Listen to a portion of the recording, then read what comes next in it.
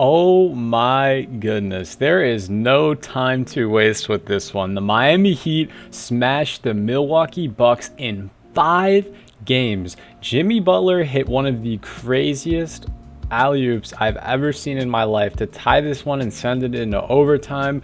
Coach Bud put on a masterclass of what to not do when coaching a championship level team. Giannis missed 13 free throws, a lot of which were in the fourth quarter and overtime.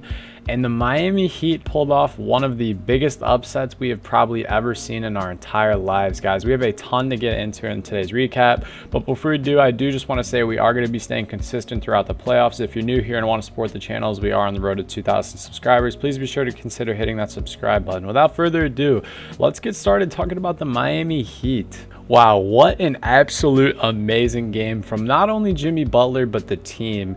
I feel like for a long time in the end of this season and even in the first couple games in the playoffs, it was just Jimmy versus the world. But tonight we saw great minutes from Gabe Vincent, Bam Adebayo, Kevin Love, Duncan Robinson. Even though he was just doing a lot of cardio, he still looked pretty great. Kyle Lowry, and obviously Jimmy Butler with 42 points, 8 rebounds, and 4 assists looked absolutely just on another level, guys.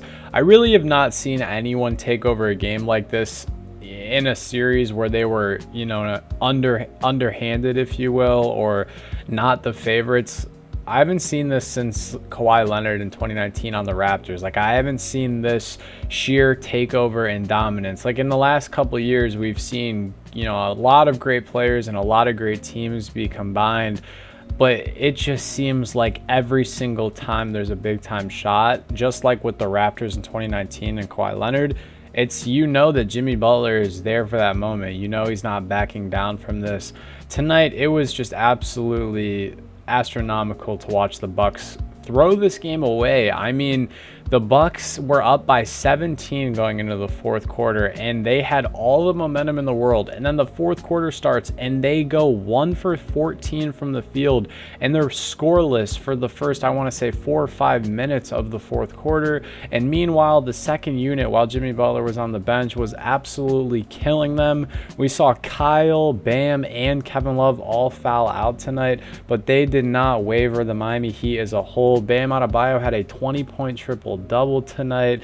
Even with that injury, he was knocking down those mid-ranges. This game was just really one for the ages, guys. Kevin Love with a double-double, that 15 and 12, and not to mention he knocked down 5 3-pointers. Kevin Love has looked night and day from his role on the Cavs to his new role here on the Heat, which is more of a spot-up shooter and just someone who's focusing on helping Bam get the boards on the glass. I'm really excited to see what's next for the Miami Heat. I think the rest that they're going to get due to how handedly they beat the Bucks, I can't believe I'm saying that out loud, it's going to be astronomical tonight. It was just an amazing night to be a Miami Heat fan, guys. I mean, like, Gabe Vincent was lighting the Bucks up in the first half. Like I said, Bam Adebayo looked pretty great tonight. And then obviously Jimmy Butler he is so great. I feel like I could make an entire video talking about that. And it's crazy because we have to remind ourselves that we're seeing all this with, especially tonight, Max Strus doesn't even do that crazily well.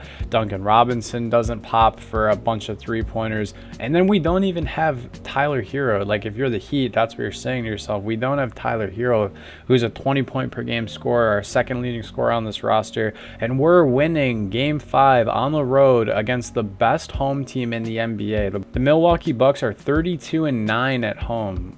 It's just unbelievable, guys. As for the Bucks, what a way to fizzle out a near 60-win season. The 1 versus 8 seed, and you guys lose this one. Giannis tonight had 38-20. 38-20. But he missed over half his free throws. He went to the line 23 times tonight and only knocked down 10 of them. Chris Middleton in the first half, I believe he started, or maybe it was even the first quarter. No, I think it was the first half. He was 6 for 7 from downtown. Only missed 1 shot and had 18 or 19 points. And it was just very inefficient after that. I mean, Wow. Like, Bobby Portis didn't get that many minutes tonight. Drew Holiday was very inefficient tonight. Grayson Allen was inefficient tonight. It just seemed like the Bucks this entire season were prepping for this moment. And the moment came to take care of their business and handle home court, and they lost. I get it. I get it. You didn't have Giannis in the half of the first, pretty much all of the first game. You didn't have him in the second game, and you didn't have him in the third game. But man, I know a ton of people that were banking and or betting on the fact that the Bucks were going to come back and win in 7 games, and they didn't even make it to 6. They didn't even defend home court advantage.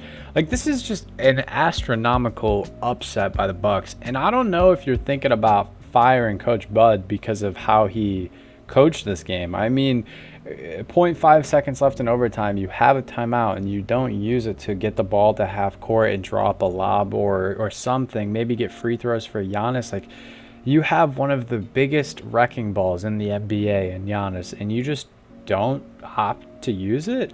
Very interesting stuff. Brook Lopez tonight looked absolutely amazing. Somehow with his age, he's like wine. He gets so much better with age. He had 18 and 10 tonight and went 3 for 5 from 3.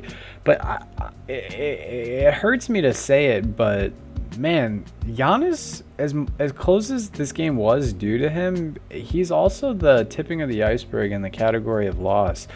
Like, he had a -8 on the box plus minus. He had 7 turnovers. Like I said, he missed 13 free throws. And I know, without Giannis, this game is an absolute landslide blowout. But man, him and Pat Connaughton turned the ball over a combined 11 times tonight. Meanwhile, the Miami Heat had 11 turnovers total as a roster, as a team. I mean, the Bucks, they shot pretty lights out from downtown tonight. They shot 42%, but they could just not pull this one through. And I don't really know where you go from here, because you have Bobby Portis, a great 6-man, someone who gives amazing minutes. You have a great, role player / veteran leader off the bench like Wesley Matthews. Joe Ingles looked amazing off the bench. I'm surprised we didn't see much more minutes from him tonight in today's game. And then when you move into the starting lineup, when he's healthy, you have Chris Middleton, who's a capable 20-point-per-game scorer. In this playoff series, he averaged 20 points, and he's normally really efficient at that. You have Drew Holiday, who was an all-star this season, great facilitator, has a great three-point shot with volume as well, and overall just a great defender and leader. You have Grayson Allen, who's turned out to be quite the NBA player, can knock it down from downtown, and he plays with great energy. And then, of course, you have Brook and Giannis down low. Brook's game speaks for himself. I mean, he's Splash Mountain. He's a great drop defender. And then you have Giannis, who's the superstar that everyone dreams they could build their team around. But you lose to the 8-seeded Miami Heat without their second best player in 5 games. I just saying that out loud, it feels like I'm lying to you guys as you're listening to this. I mean, it's 1 in the morning and I'm recording this, and I don't know what to say. I mean, Wesley Matthews tonight did a really good job defending Jimmy Butler, but outside of that, it was like Coach Bud just could not cook anything up at all, literally anything up to stop Jimmy Butler, and that's a serious problem. Like, when you know he's going to get the ball every time, he should not be getting that many open looks. But what do you guys think? Should the Milwaukee Bucks let Coach Bud go? How do you feel about the Heat shocking the world and smashing the Bucks in 5 games? Let me know in the comments below. If you guys made it this far, I appreciate your support as always. Hope you guys have a great rest of your day. Stay happy, healthy, and blessed. Peace.